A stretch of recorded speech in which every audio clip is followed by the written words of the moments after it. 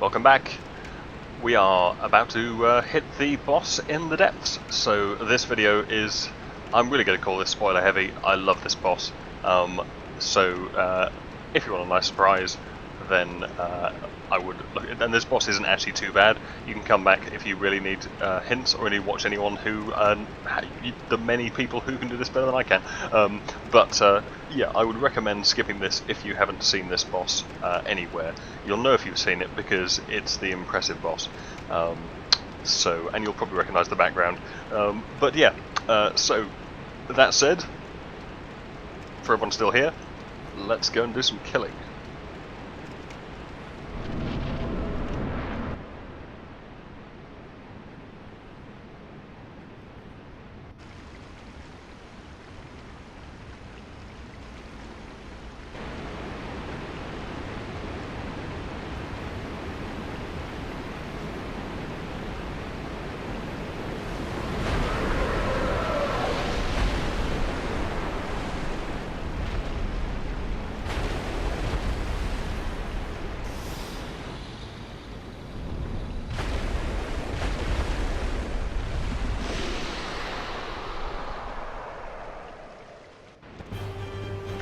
This is one of my favourite boss fights against the Gaping Dragon. He's definitely my favourite boss, mostly because he just looks so stylish. And also it is great training for Dark Souls boss fights generally. So the main technique with him is, at the start, run towards him, he will slam down, and you should be a lot closer than that. You can get a few, normally 3 good hits in, run to one side. In general, he will then do this maneuver. You can go to his back, you can cut off his tail, and that has pleasant side effects. And then you really want to be away from him. Now, that's what we want. That's the slam down again. We're only going to get a hit in there, which is quite pathetic. And he's going to be a good boy and do the same thing again. Now mostly you can rinse and repeat that. He has a few other attacks which are worth watching out for, but we'll see what he does. It all depends on the distance that you encounter him from. Again, he's being obliging.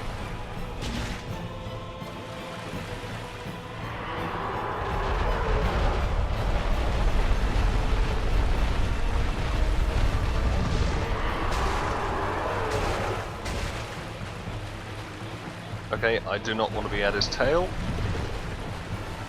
I think I'm running too slowly.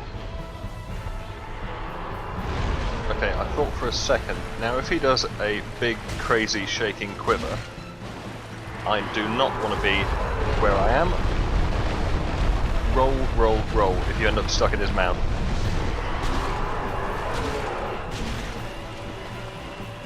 And don't hang around the tail unless you want to chop it off. He is being really nice to me.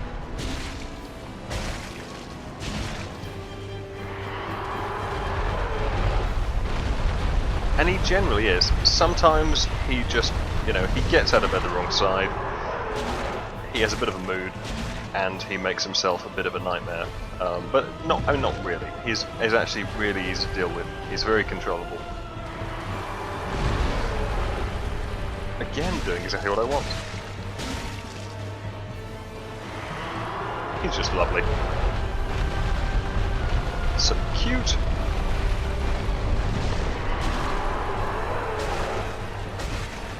You can enchant up a weapon with this, it will help. You can do extra damage. I'm just two-handing a sword here.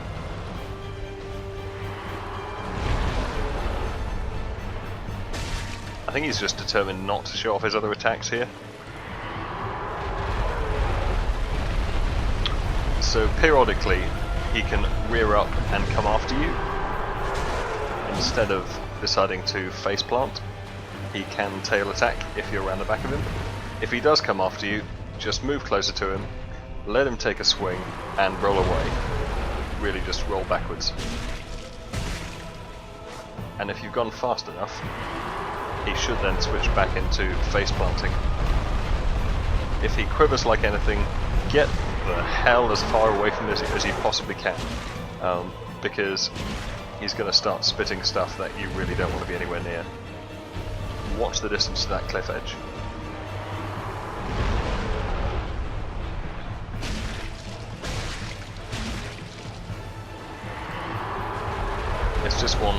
It's a great boss training fight because you just got to be aware of him, you know what his moves are, and actually I want to hit him in the face to finish off, if he's going to be this nice to me.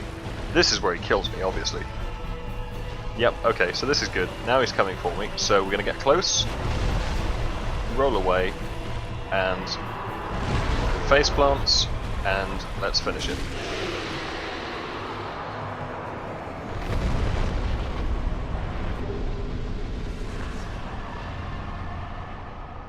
So pretty easy, probably one of the easiest boss fights. Really, I think that's easier than the tutorial boss fight. Once you know his moves, you can kind of bluff your way through the tutorial boss fight fine, as long as you're not in front of him. But yeah, really good XP, Twin Humanities, the key to Blighttown, which is the nasty area that we have by some means to go into next, and the Homeward Bone, because there really isn't much else down here for us. There's a couple of things we can pick up. So that's the standard warrior, I think, starting gear.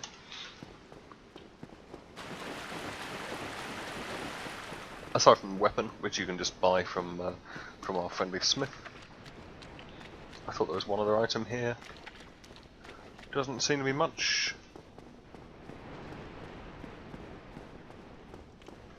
That's about it. So that's this section done, really. Boss down. Since our shortcut's open, I really don't need to use that Homeward Bone. And since I burned one earlier in my sewer navigation error,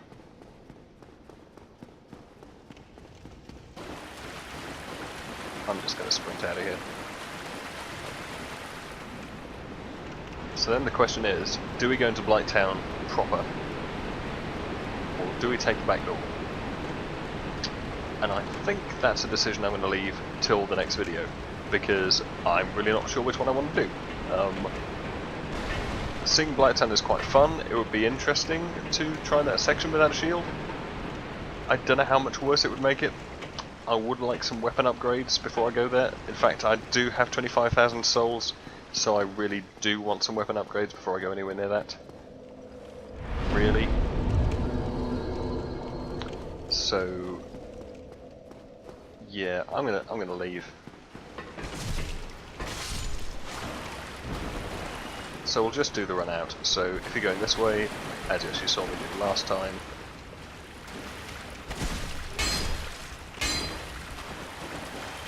you can just sprint past the slimes. They will drop from the ceiling behind you, but that's fine. We've still got a soft humanity here, which I suspect is just a kill reward. As I think I said before, you do pick them up occasionally just for killing things.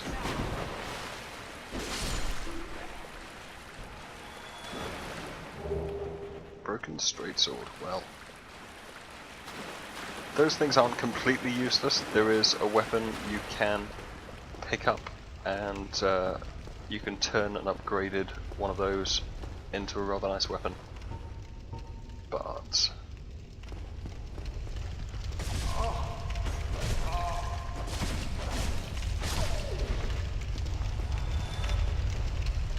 oh yeah, I forgot about those guys.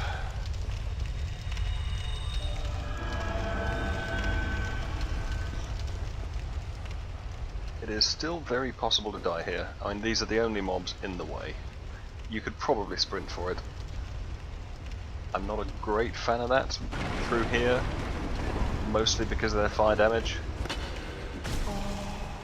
and the fact that they can hit through walls.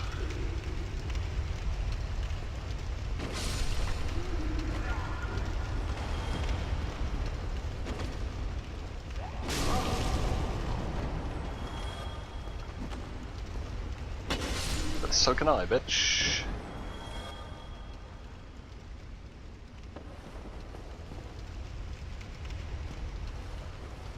Oh, come on.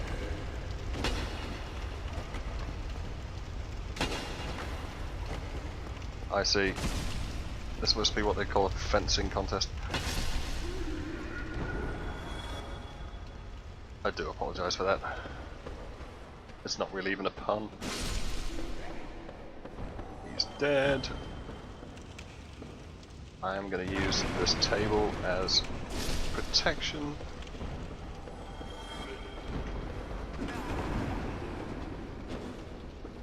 Good aim.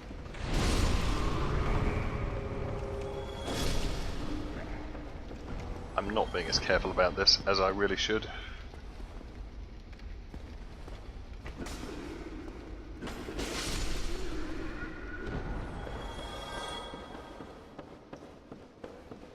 And I forgot that item.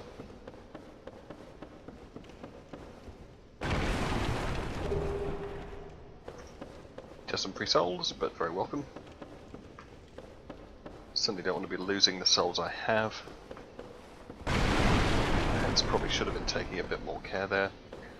But there is not really anything else in our way. Not really.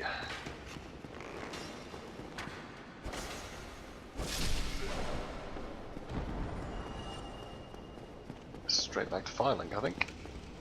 Which isn't that way. There was something I was going to buy a lot of when I next had a lot of souls, and I can't think what it was. I'm now thinking pyromancy, which I entirely could do. That wasn't it. Fire bombs.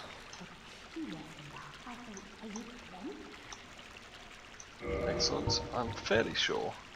She also sells humanity. I think it's a very limited supply.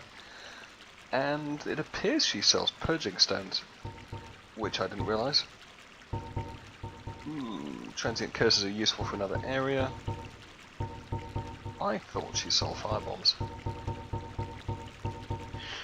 Nothing looks particularly firebomb-like. Poison throwing knife. That's pretty nice. Not, I suspect, nice enough to buy. Well, I'd want 100. It's going to be 10k. Seems a bit much on poison throwing knives.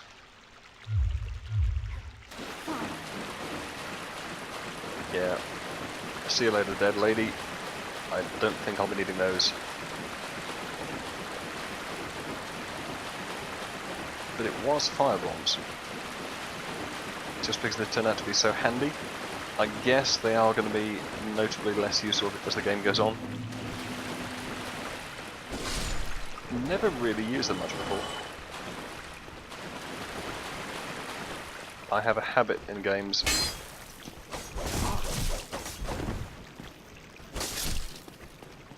of thank you. There's prey. I definitely have a habit in games of anything that's in limited supply, I just don't use it, which can often mean, can I pick this up without knocking it off? Oh good. Poor quality armor.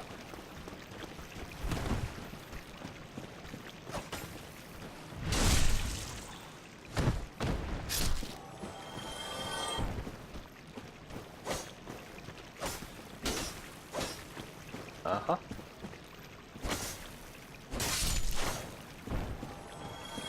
And poor quality armor. Well, they can't all be gems. And embarrassing death. I kind of want to watch that. That would necessitate this guy being out of the way. Let's see that again.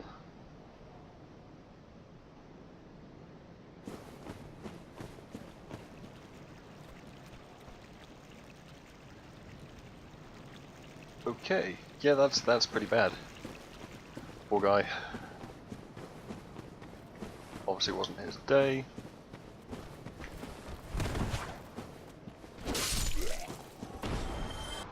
Nothing from you.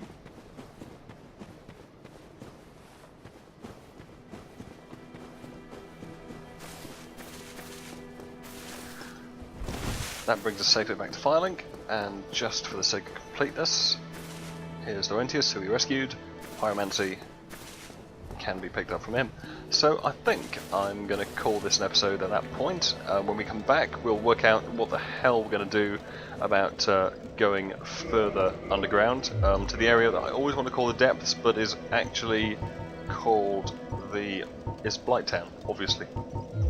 Yeah, so Blighttown has to be accessed via one means or another. I will probably take the back route, but I might man up and go in the front door. So either way, until then, thanks for watching and see you next time!